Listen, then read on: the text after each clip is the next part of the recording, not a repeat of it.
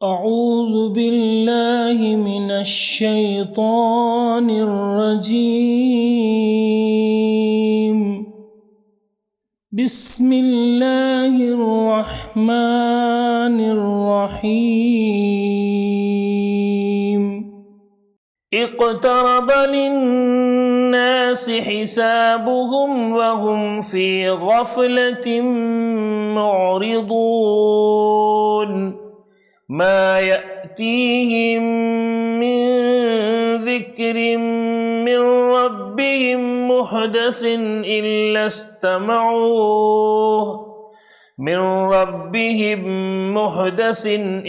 استمعوه وهم يلعبون. نحمده ونصلی علی رسولہ الکریم، اما بعد. خواتین و حضرات، آج رمضان المبارک کی 17ویں رات ہے اور ہم کلام اللہ سے 17ویں جز پر بات کریں گے. اس میں 2 صورتیں آئی ہیں، سورہ انبیاء اور سورہ حج. دونوں کے مضامین بھی ملتے جلتے ہیں اور طرز تخاطب بھی. سب سے پہلے یہ بتایا گیا کہ جو لوگ قرآن کو ڈینائی کرتے ہیں، رسول صلی اللہ علیہ وسلم کا تمسخر کرتے ہیں، ان کی شخصیت کیسی ہوتی ہے. ان کے بارے میں بتایا گیا کہ نان سیریس لوگ ہوتے ہیں. اگر زندگی میں یہ سیریس ہوتے تو حساب کتاب کا وقت ہر انسان کا قریب آ لگا ہے. اقترب للناس حسابهم وهم فی غفلۃ معرضون. حساب کتاب کا وقت قریب آ لگا ہے، لیکن لوگ ہیں کہ غفلت میں پڑے ہوئے ہیں. لاہیۃ قلوبهم، ان کے دل کسی اور کام میں منہمک ہیں، وہ کھیل کود میں پڑے ہوئے ہیں. اللہ کے رسول صلی اللہ علیہ وسلم کی دعوت کو سن کر نہیں دے رہے ہیں، بلکہ کہہ رہے ہیں کہ یہ کتاب پراگندہ خیالات کا مجموعہ ہے، یا آپ صلی اللہ علیہ وسلم نے اسے فیبریکیٹ کیا ہے، یا آپ صلی اللہ علیہ وسلم نعوذ باللہ شاعر ہیں، یا آپ سے سپر نیچرل مظاہرے کا مطالبہ کرتے تھے. لیکن اللہ تعالیٰ نے کہا کہ ہمیشہ رسول انسانوں ہی میں سے آتے ہیں. انسانوں کو جیسی ضرورتیں ہوتی ہیں ویسی ہی ان کی بھی ضرورتیں ہوتی ہیں کھانے پینے کی. ہم نے کبھی بھی نبی کو امارٹل بینگ بنا کر نہیں بھیجا. آپ صلی اللہ علیہ وسلم کو دیکھتے تو تمسخر کرتے. قرآن نے کہا کہ قرآن کو مرر بناؤ، قرآن کو آئینہ بناؤ، تم اپنی ذات کو اس میں تلاش کرو. لقد انزلنا الیکم کتابا فیہ ذکرکم افلا تعقلون، کہ ہم نے ایک ایسی کتاب نازل کی ہے جس میں تمہارا ذکر ہے، کیا تم عقل سے کام نہیں لیتے؟ یعنی انسان اگر خود کو تلاش کرنا چاہے تو قرآن میں کہیں نہ کہیں اس کا تذکرہ مل جائے گا، اس کا کردار مل جائے گا، اس کا کریکٹر مل جائے گا، اور کریکشن کی ضرورت ہو تو وہ کریکشن کر سکتا ہے. آپ صلی اللہ علیہ وسلم کو بتایا گیا کہ یہ کتاب ہم نے آپ کی طرف بھیجی ہے اور اس میں حق و باطل کی کشمکش کے لیے رہنمائی ہے، اور حق دنیا میں غالب ہونے کے لیے آیا ہے.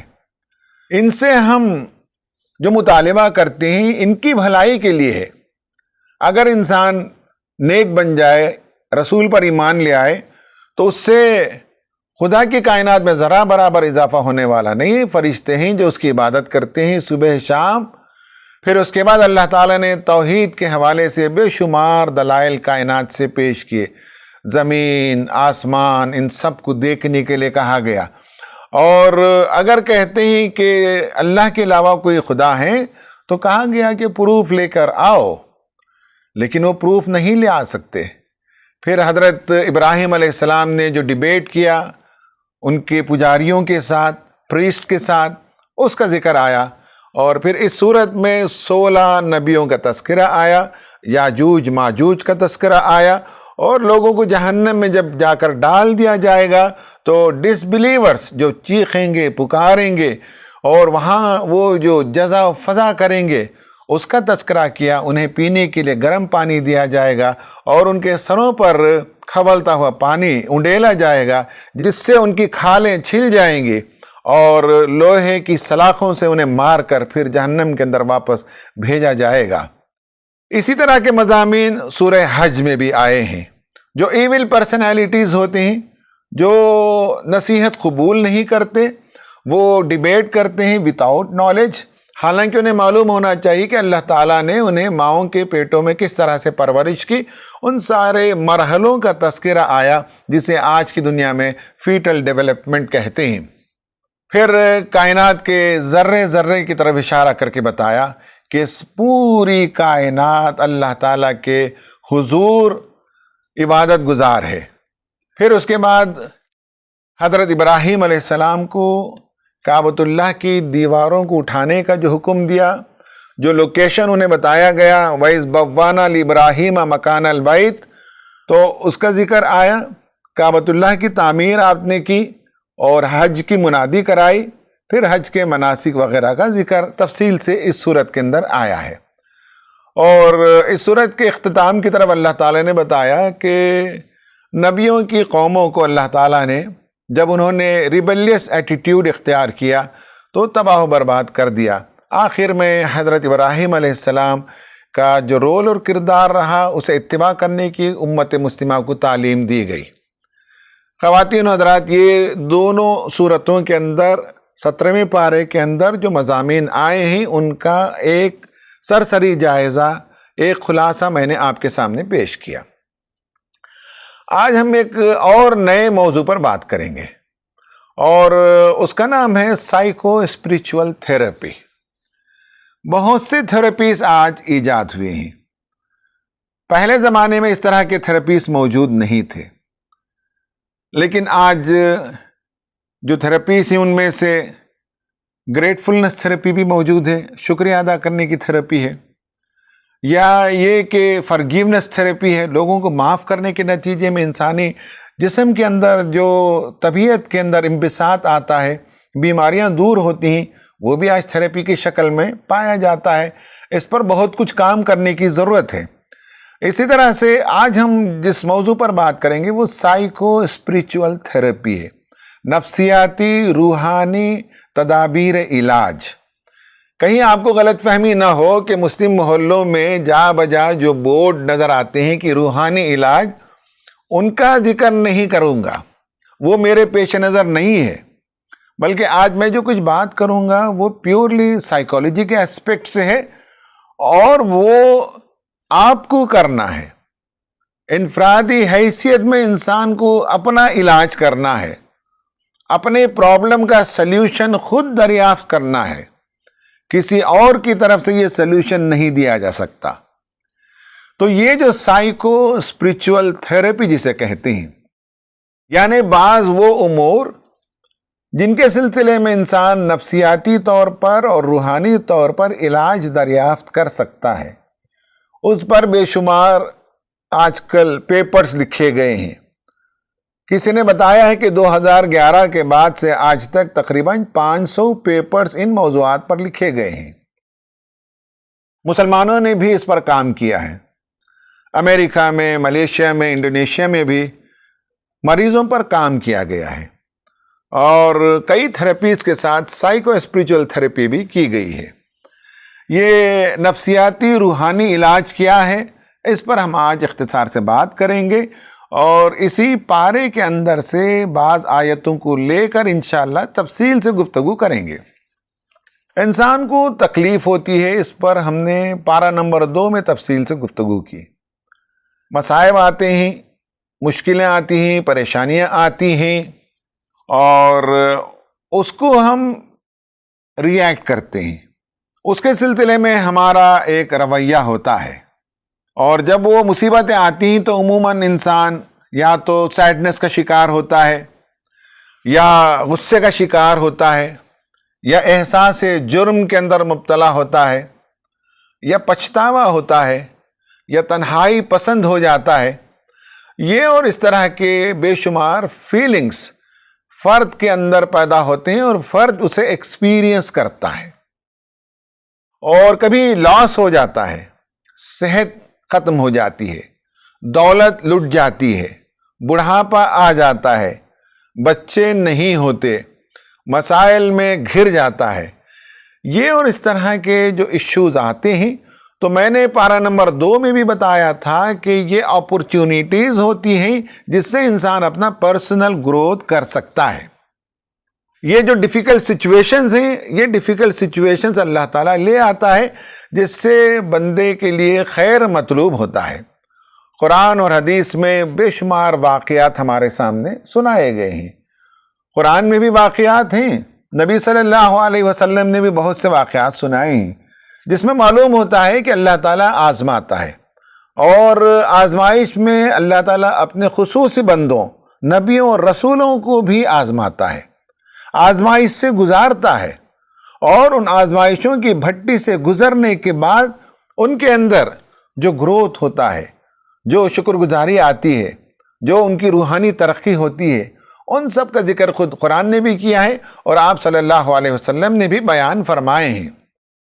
کیونکہ اسلام ایک کمپلیٹ سسٹم آف لائف ہے، اس میں عقائد بھی ہیں، اس میں اعمال کا بھی ذکر ہے، اس میں معاشرتی اور معاشی اور سیاسی رہنمائی بھی کی گئی ہے، اسی کے ساتھ ساتھ انسان کے جو نفسیاتی امور ہیں، جو بیماریاں ہیں، جو مسائل ہیں، جو پریشانیاں ہیں، ان کا بھی ایک کمپوننٹ ہے جو اسپریچول کمپوننٹ ہے علاج کا، وہ بتایا گیا۔ اس کا یہ مطلب نہیں ہے کہ آپ میڈیکل ٹریٹمنٹ نہ کریں۔ قرآن کے حوالے سے معلوم ہوتا ہے کہ حضرت ایوب علیہ السلام جب بیمار ہوئے تو انہیں میڈیکل ٹریٹمنٹ کا بھی نسخہ دیا گیا، اور ساتھ ساتھ انہوں نے دعا بھی کی، جس کے نتیجے میں ان کی بیماری کا علاج نکل آیا۔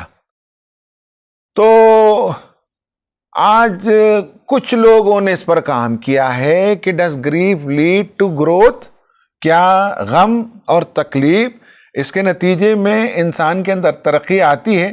بہرحال میں ہر دن جس طرح سے کہہ رہا ہوں اور آج بھی کہتا ہوں، یہ موضوع غور و فکر کا طالب ہے اور اس پر ریسرچ ہونا چاہیے۔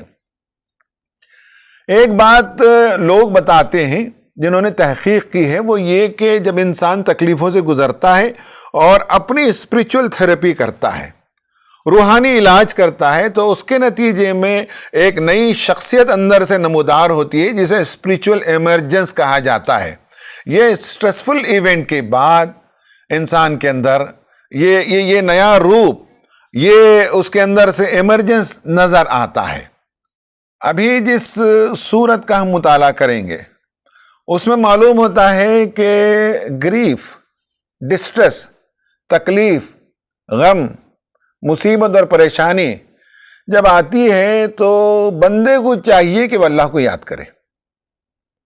ہوتا یہ ہے کہ انسان ہر علاج کو تو آزماتا ہے، لیکن وہ ذکر اللہ کو بھول جاتا ہے۔ الا بذکر اللہ تطمئن القلوب، قرآن نے کہا کہ آگاہ رہو، اللہ تعالیٰ کی یاد ہی میں دلوں کو اطمینان ہے۔ جو سکون چاہیے، جو پیس آف مائنڈ چاہیے، جو سائیکالوجیکل ویل بینگ چاہیے، اس کے لیے یہ کمپوننٹ ہمیں کبھی بھی فراموش نہیں کرنا چاہیے، جسے ہم اسپریچول کمپوننٹ کہتے ہیں، یا یہ کہ اس کا جو روحانی پہلو ہے، روحانی علاج ہے، وہ انسانوں کو اپنانا چاہیے۔ خواتین و حضرات، ابھی ہم جن آیتوں پر گفتگو کریں گے اس میں ہمیں معلوم ہوتا ہے کہ اللہ کو یاد کرنے کے نتیجے میں انسان کا غم ہلکا ہوتا ہے، انسان کی تکلیف دور ہوتی ہے، بلکہ بعض مرتبہ انسان کی جسمانی کمزوریاں بھی اور بیماری کی وجہ سے جو سٹریس پیدا ہو جاتا ہے، جو ٹراما کی کیفیت ہو جاتی ہے، اس کے اندر بھی کمی آتی ہے۔ یہ تو قرآن نے واقعات بیان کیے ہیں، اور دور جدید میں جن لوگوں نے تجربے کیے ہیں انہوں نے بھی بتایا ہے کہ یہ جو سائیکو اسپریچول تھیراپی ہے، اس کے نتیجے میں ذہنوں کے اندر جو سکون آتا ہے، جو تبدیلی آتی ہے، اس کا جو طریقہ ہے، اس کی جو سائنس ہے، اس کا جو میتھڈ آف ایفیکٹ ہے، وہ بتایا۔ اس کا نام انہوں نے رکھا ذکر اپروچ۔ ان میں سے ایک تو ذکر اللہ ہے، اللہ تعالیٰ کے بعض کلمات ہیں، بعض اسماء حسنہ ہیں، نبی صلی اللہ علیہ وسلم کے سکھائے ہوئے بعض وظیفے ہیں، قرآن میں موجود بعض دعائیں ہیں، ان کا اہتمام کرنے کے نتیجے میں تبدیلی آتی ہے۔ اور دوسری چیز ہے نبی کریم صلی اللہ علیہ وسلم پر درود بھیجنا۔ اس لیے کہ خود حدیث میں ہے کہ جو بندہ اللہ کے رسول صلی اللہ علیہ وسلم پر درود بھیجتا ہے اللہ تعالیٰ اس پر رحمتیں بھیجتا ہے۔ جب اللہ تعالیٰ کی رحمت کسی کو ملے، کسی پر اللہ تعالیٰ کی سکینت نازل ہو، اس سے بہتر اور کیا خوش نصیبی انسان کی ہو سکتی ہے۔ ذکر جو اپروچ ہے اس کو میں آپ کے سامنے بتانا چاہتا ہوں کہ جب انسان ذکر کرتا ہے، اللہ کو یاد کرتا ہے، تو اس کے نتیجے میں وہ ایک شیلڈ اپنے ذہن میں پیدا کرتا ہے، اور اندر جو برین کیمسٹری ہے اس کے اندر تبدیلی لے آتا ہے۔ مسلم سائنٹسٹ اور مسلم ڈاکٹرز نے اس کا علاج فائنڈ آؤٹ کیا، سائیکیٹرک تھراپی کا ایک حصہ اسے سمجھا، اور بعض پریگننٹ عورتوں پر انہوں نے یہ تجربہ آزمایا، بعض ان عورتوں پر یہ تجربہ آزمایا جن کی شادیاں کسی وجہ سے ختم ہو گئیں، بعض طلبہ پر یہ تجربہ کیا جو ایگزامینیشن کے سٹریسفل ایونٹ سے گزر رہے تھے، اس میں ذکر تھراپی کے نتیجے میں کیا تبدیلی آتی ہے، روحانی تسکین ملتی ہے، یہ سب انہوں نے دیکھا، اور وہ ہمیں بتایا کہ کس طرح سے یہ کام کرتا ہے۔ اس کا جو فنکشننگ کا طریقہ ہے وہ یہ سمجھ لیں کہ جب آدمی بآواز بلند ذکر اللہ کے کلمات کو ادا کرتا ہے، بآواز بلند قرآن مجید کی تلاوت کرتا ہے، سورہ فاتحہ کی تلاوت کرتا ہے، معوذتین کی تلاوت کرتا ہے، یا کچھ اور دعاؤں کا اہتمام کرتا ہے، تو اس وقت اپنی ہی آواز کا جو ساؤنڈ وائبریشن ہے وہ انسان کے کانوں سے ٹکراتے ہیں۔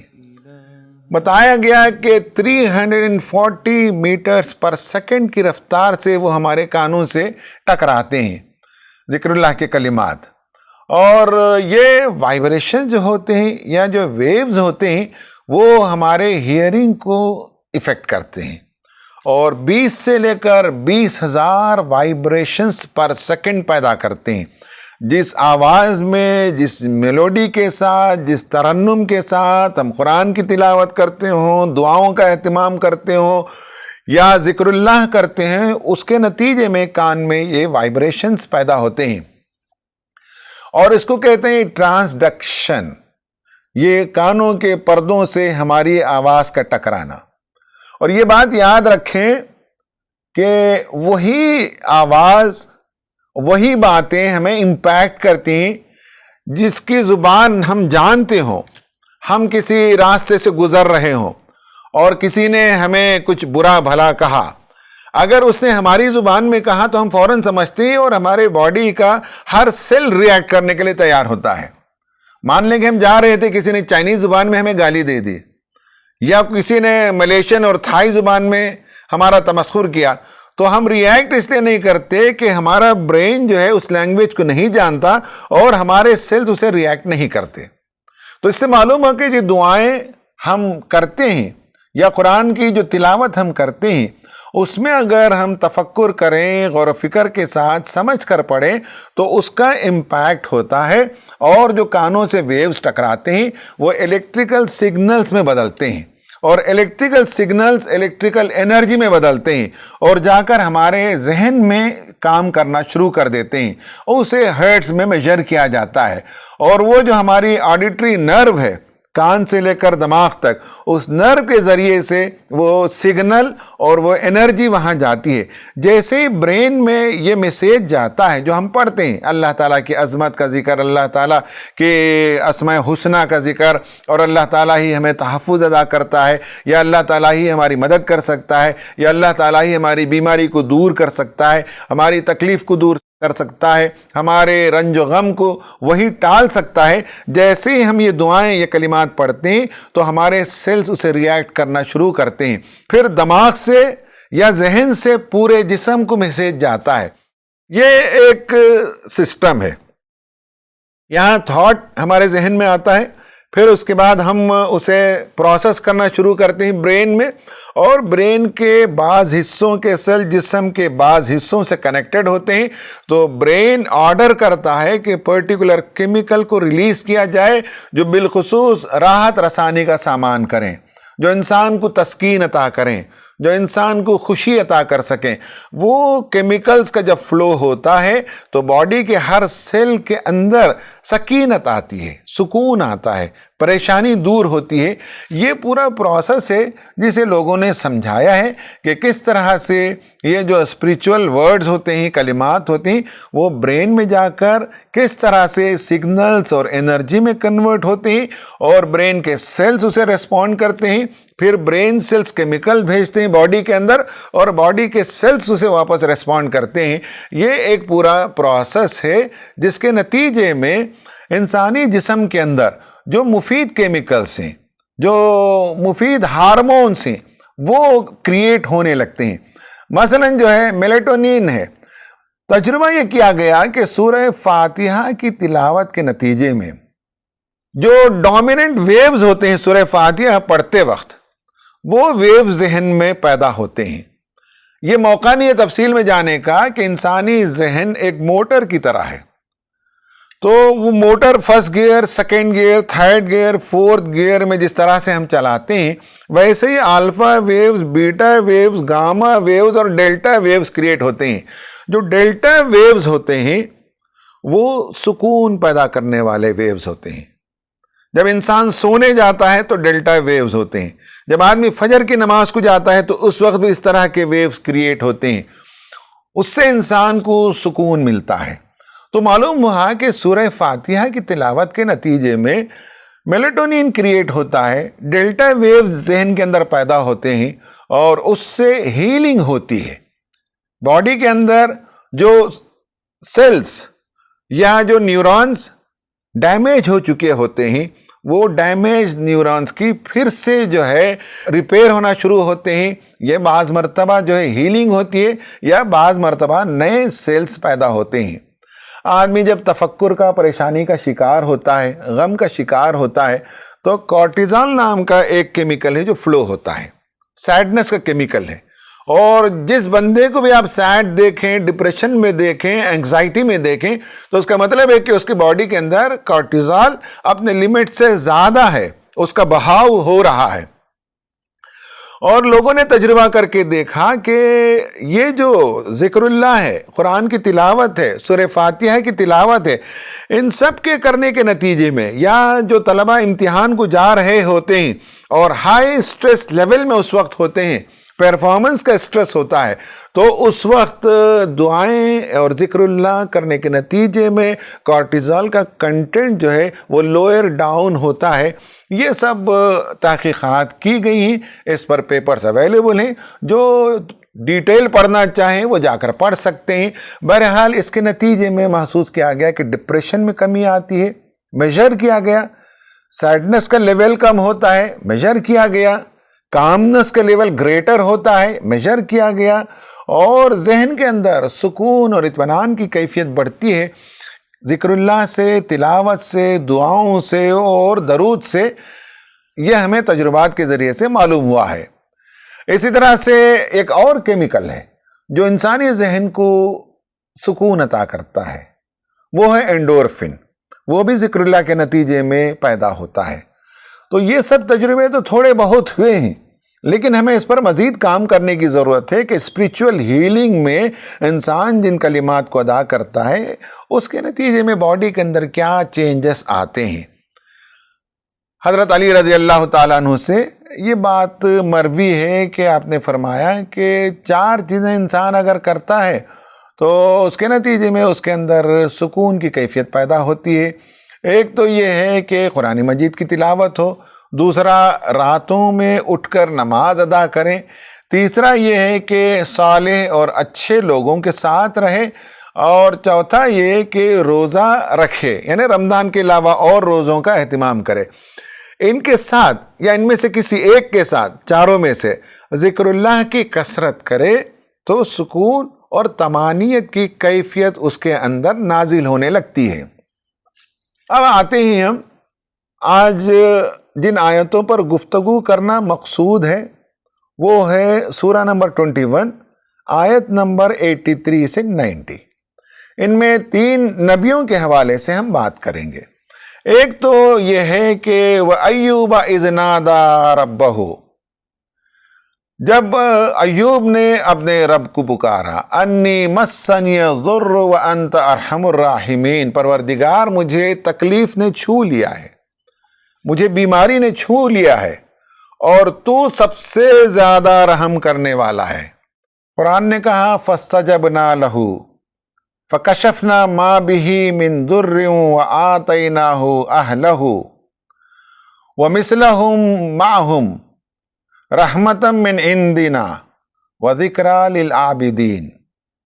ہم نے ایوب کی دعا سن لی اور ہم نے اس کی تکلیف کو دور کر دی، اور ہم نے اس کی بیوی بچے اور جو کچھ اس سے چھوٹ گیا یا اس سے دور ہو گئے ہم نے وہ سب واپس کر دیے، اور یہ اللہ تعالیٰ کی رحمت ہے۔ عبادت گزار بندوں کے لیے اس میں بڑی نصیحت ہے۔ ایک حضرت ایوب کا ذکر ہے اور انہوں نے مسلسل دعا کی، اس دعا کے نتیجے میں ان کی تکلیف دور ہوئی۔ دوسری دعا ہے وَذَنُّونَ، حضرت یونس علیہ السلام کا تذکرہ ہے۔ اِذ ذَهَبَ مُغَاضِبًا فَظَنَّ أَن لَّن نَّقْدِرَ عَلَيْهِ، جب وہ غضبناک ہو کر اپنی بستی چھوڑ کر نکل گیا اور اس کا خیال تھا کہ ہم اس پر قدرت نہیں رکھتے، مگر ہم نے اسے پکڑ لیا۔ پھر وہ مچھلی کے پیٹ میں چلے گئے، فَنَادَى فِي الظُّلُمَاتِ، اور مچھلی کے پیٹ کے اندھیرے میں وہ پکار رہے تھے اللہ الہ الا انت سبحانک انی کنت من الظالمین۔ خواتین و حضرات، دو نبیوں کے دو ماڈلز ہمارے سامنے ہیں۔ ایک یہ ہے کہ حضرت ایوب علیہ السلام بار بار دعا کر رہے تھے ربی انی مسنی الضر وانت ارحم الراحمین، اور حضرت یونس علیہ السلام دعا فرما رہے تھے لا الہ الا انت سبحانک انی کنت من الظالمین۔ اسکالرز نے بتایا ہے کہ جب انسان محسوس کرے کہ وہ آزمائش سے گزر رہا ہے تو انی مسنی الضر وانت ارحم الراحمین اسے بار بار پڑھنا چاہیے۔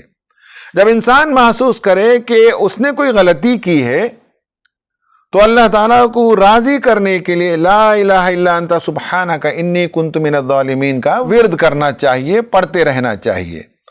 وہاں بھی اللہ نے کہا فاستجبنا لہ، یہاں بھی کہا فاستجبنا لہ ونجیناہ من الغم، ہم نے یونس کی دعا سن لی اور ہم نے اسے غم سے نجات دی۔ وَكَذَلِكَ نُنْجِي الْمُؤْمِنِينَ، یعنی یہ جو ہیلنگ ہے، اسپرچول ہیلنگ یا سائیکولوجیکل ہیلنگ، یہ صرف حضرت ایوب کے لیے اور حضرت یونس ہی کے لیے نہیں ہے۔ وَكَذَلِكَ نُنْجِي الْمُؤْمِنِينَ، مومنین بھی اگر اسی جذبے کے ساتھ خدا کو راضی کرنے کے لیے خدا کی طرف رجوع ہو کر اسے مناتے ہوئے ذکر کریں گے، یاد کریں گے، پکاریں گے، دعا کریں گے تو وَكَذَلِكَ نُنْجِي الْمُؤْمِنِينَ، مومنین کو بھی ہم نجات دیں گے، ان کے غموں سے نجات دیں گے، بیماریوں سے نجات دیں گے، تکالیف سے نجات دیں گے۔ لیکن یہ یاد رہے، میں نے اس سے پہلے بھی کہا کہ ان کے علاوہ آدمی کو وہ میڈیکل جو تدبیریں ہیں اسے بھی اپنانا چاہیے، کیونکہ حضرت ایوب علیہ السلام کے بارے میں قرآن میں دوسری جگہ ہے کہ ہم نے ان سے کہا کہ وہ اپنے پیروں کو رگڑیں اور اس سے چشمہ نکلا، اور کہا کہ اسی چشمے کے پانی سے اپنے بدن کو دھوئیں اور اسی چشمے کا پانی پئیں۔ یعنی یہ ہے کہ کوئی اگر جلد کی بیماری ہو تو اسے کلین کرنے کے لیے آج کے زمانے میں آئنمنٹ لگانے کی بات کرتے ہیں، میڈیسنز لگانے کی بات کرتے ہیں، اور اندر بھی جو جراثیم آ جاتے ہیں اس کے لیے اورل میڈیسن دیا جاتا ہے۔ تو اللہ تعالیٰ نے کہا کہ اسی پانی سے اپنے جسم کو دھوئیں، اسی پانی کو پیا کریں۔ آج کل لوگ بتاتے ہیں کہ جس پانی میں سلفر کا کنٹینٹ زیادہ ہوتا ہے وہ سکن ڈیسیزز کے لیے بہت مفید ہوتا ہے۔ تو میڈیکل ٹریٹمنٹ کے ساتھ ساتھ سائیکو اسپریچول تھراپی کا بھی اہتمام کرنا چاہیے۔ اور تیسرے نبی کا ذکر ہے وَزَكَرِيَّا إِذْ نَادَى رَبَّهُ، زکریا نے جب اپنے رب کو پکارا ربی لا تذرنی فردا وانت خیر الوارثین، پروردگار مجھے اکیلا نہ چھوڑ، مجھے اچھا وارث عطا فرما۔ فاستجبنا لہ، ہم نے اس کی دعا سن لی۔ ووہبنا لہ یحییٰ، ہم نے اسے یحییٰ جیسی اولاد عطا کی۔ تو معلوم ہوا کہ اسکن ڈیسیزز یا یہ ہے کہ مچھلی کے پیٹ میں چلے جانا، یا لا ولد ہی تو بچے کے لیے، اولاد کے لیے دعا کرنا، ان تین کیسز کا اللہ تعالیٰ نے ہمارے سامنے تذکرہ کیا اور بتایا کہ انسان کو چاہیے کہ اللہ تعالیٰ ہی پر بھروسہ کریں. وہ مسبب الاسباب ہے، وہ دوا میں بھی شفا دیتا ہے، دعا کے ذریعے سے بھی علاج دیتا ہے، اور دیگر ذرائع سے بھی اللہ تعالیٰ شفا دیتا ہے. اس کے علاوہ کوئی نہیں جو شفا دے سکے. خدا کو بھول کر انسان صرف مادی چیزوں پر اعتبار کر لے تو اللہ تعالیٰ ہی ہے جو اس میں بھی شفا عطا کرتا ہے. تو یہ آج کی دنیا کی ایک بڑی ضرورت ہے کہ ہم خود سے بھی اپنے گھروں میں بھی ان چیزوں کا اہتمام کریں اور بچوں کو بھی بتائیں. گھر میں کوئی بیمار ہو تو یہ تجربہ ضرور کر کے دیکھیے. احادیث میں یہ باتیں آئی ہیں. امام ابن قیم جوزی کی ایک کتاب ہے طب نبوی، اس میں دعاؤں کے ذریعے سے کیسے علاج کیا جائے، مختلف پریشانیوں کے لیے قرآن مجید کے کون کون سے حصوں کی تلاوت کی جائے، غور و فکر کے ساتھ اللہ تعالیٰ کو منایا جائے، اس سے دعا کی جائے، بار بار التجا کی جائے، اس کی چوکھٹ پہ جا کر بیٹھا جائے، اور جب تک وہ ہماری بات نہ مان لے وہاں سے آدمی جو ہے اٹھے نہیں. یہ جو انسسٹنس کے ساتھ آدمی بیٹھتا ہے، اس کے نتیجے میں انسان کے اندر تبدیلی آتی ہے. خواتین و حضرات، میں آپ کو بتانا چاہتا ہوں کہ جو کی انفرنس ہے آج کی پوری گفتگو کا، ان میں سے پہلی بات تو یہ کہ جب بھی آپ کوئی تکلیف محسوس کریں، جب بھی آپ کوئی پریشانی محسوس کریں، اس میں یہ تلاش کریں کہ کہیں میرے عمل کو تو اس میں دخل نہیں ہے. آدمی کی مزاج کے اندر تکبر ہوتا ہے، غرور ہوتا ہے، یا یہ کہ انسانوں کے دلوں کو وہ تکلیف پہنچاتا ہے. بہت سے مورل ایشوز انسان کے ہوتے ہیں. تو پہلا کام ہے تخلی. اپنے اندر سے ان چیزوں کو خالی کرنا چاہیے. اور خالی کرنے کا طریقہ کیا ہے؟ جیسے میں نے کہا، عجب ہے، ریاکاری ہے، تکبر ہے، حسد ہے. تو اس طرح کی جو چیزیں ہیں اس کو نکالنے کا طریقہ یہی ہے کہ آدمی جو ہے اللہ تعالیٰ کے حضور ذکر کرے، توبہ کرے، اور بار بار ذکر اللہ کرے، اور اس سے مانگے، اللہ تعالیٰ سے مانگتا رہے، مانگتا رہے. نمبر دوسرا یہ کام ہے کہ خالی کرنے کے ساتھ تخلی کے بعد تحلی کا مرحلہ آتا ہے. یعنی کچھ چیزوں کو اپنے اوپر لازم کرنا، اپنے اندر اسے لے جانا، اسے انجیکٹ کرنا، کچھ چیزوں کو اپنے اندر پیدا کرنا ہوتا ہے. وہ ہے گڈ بیہیویئر پیدا کرنا ہوتے ہیں، بیہیویئرل چینج لانا ہوتا ہے. ہم اپنی زندگیوں کے اندر تبدیلی لائیں. جیسا کہ ہم قرآن کی تلاوت کر رہے ہوں، جن ذکر اللہ کے کلمات کو ادا کر رہے ہوں، جن دعاؤں کو ہم پڑھ رہے ہوں، ان دعاؤں میں جو باتیں ہیں اسی طرح ہم بنیں اور بیہیویئرل چینج اپنے اندر لائیں. یہ جو ہے تحلی کا سٹیج ہوتا ہے جس میں ہم یہ کہہ سکتے ہیں کہ ہم انٹرنلائز کرتے ہیں اللہ تعالیٰ کے اسماء حسنہ کو.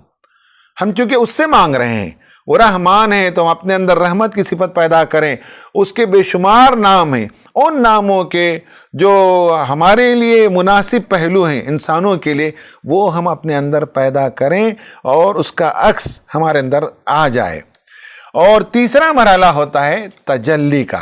جب آدمی پہلا تخلی کرے، اس کے بعد تحلی کرے، اپنے اندر سے برائیوں کو دور کرے، توبہ کرے، ذکر اللہ کرے، اور اسماء حسنہ کو انٹرنلائز کریں، تو اس کے نتیجے میں خدا اور بندے کے درمیان کا بھی حجاب جو حائل ہو جاتا ہے، یا روحانی طور پر انسان پر جو غفلت طاری ہو جاتی ہے، یا برائیوں کے نتیجے میں اس کے دل کے اندر جو سختی آ جاتی ہے، یا خدا سے کسی وجہ سے وہ دور ہو جاتا ہے، یا خدا کی رحمت کو متوجہ نہیں کر پاتا، تو مسلسل ذکر کرنے کے نتیجے میں، مسلسل دعا کرنے کے نتیجے میں، مسلسل رات میں تہجد میں اٹھ کر اللہ تعالیٰ کو منانے کے نتیجے میں دل پر ایک تجلی نازل ہوتی ہے، راحت نازل ہوتی ہے، سکون نازل ہوتا ہے، اطمینان قلب کی کیفیت ہوتی ہے.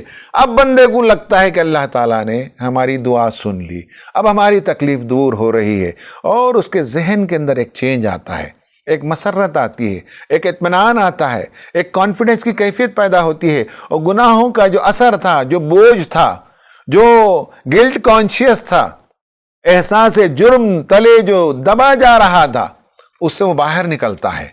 یہ ایک بہت بڑا فائنڈ آؤٹ ہے. جس بندے کو جس دن اس کا بوجھ خالی ہوتا ہوا نظر آئے، جس بندے کو محسوس ہو کہ اس کے دل کے اندر ایک نئی چمک پیدا ہو گئی ہے، ایک روحانیت آ رہی ہے، خدا سے قربت حاصل ہو رہی ہے، خدا اس کی دعا سن رہا ہے، یہ جو امید، یہ ظن خدا کے ساتھ پیدا ہو جائے تو تجلی کا ظہور ہوتا ہے۔ یعنی یہ ہے کہ ہمارے دل کے اندر اطمینان کی کیفیت شروع ہو جاتی ہے۔ یہ 3 مرحلے سے آدمی کو معلوم ہوتا ہے کہ روحانی طور پر خدا سے قربت کا جو طریقہ اس نے اپنایا، جو علاج کا ذریعہ اس نے اپنایا، اپنے نفسیات کو اس نے جو چینج کیا، اپنے بیہیویئر کو اس نے جو چینج کیا، اس کے نتیجے میں خود اس کی زندگی کے مسائل حل ہوتے ہوئے اسے نظر آتے ہیں۔ اللہ تعالیٰ سے دعا ہے کہ اللہ تعالیٰ ہماری زندگی کے تمام مسائل کو حل فرمائے اور ہمیں اللہ تعالیٰ ہی کی طرف رجوع ہونے کی توفیق عطا فرمائے، اسباب کو بھی اختیار کرنے کی توفیق عطا فرمائے اور اللہ تعالیٰ سے والہانہ طر پر لو لگا کر اسی سے گڑ گڑا کر مانگنے کی توفیق عطا فرمائے۔ آمین وآخر دعوانا ان الحمد للہ رب العالمین۔